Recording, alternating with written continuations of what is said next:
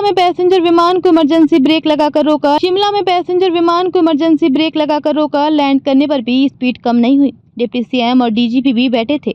हिमाचल के शिमला में जुब्बड़हट्टी एयरपोर्ट पर सोमवार सुबह बड़ा हादसा होने से टल गया।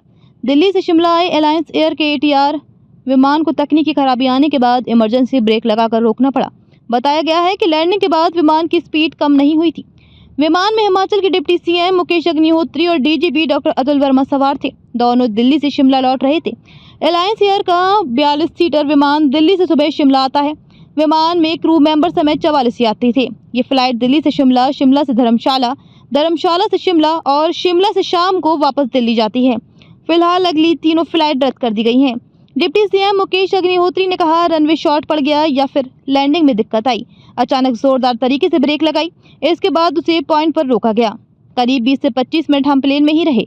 हमें कहा कि टैक्सी बुलाकर आपको वहां पहुंचाएंगे, लेकिन बाद में प्लेन को ही पीछे पार्क किया। उन्होंने धर्मशाला की फ्लाइट रद्द कर दी।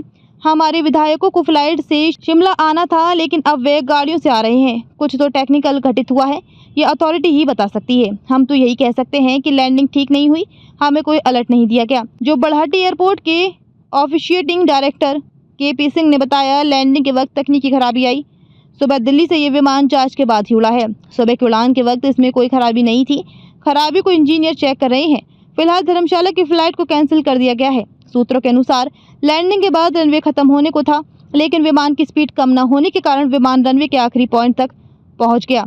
जब इमरजेंसी ब्रेक लगाई गई तभी विमान रुका। कुछ लोग विमान के अंदर ही जोर जोर से रोने लगे। विमान रुकने के बाद भी लगभग 25 मिनट तक यात्रियों को विमान से बाहर नहीं निकाला गया।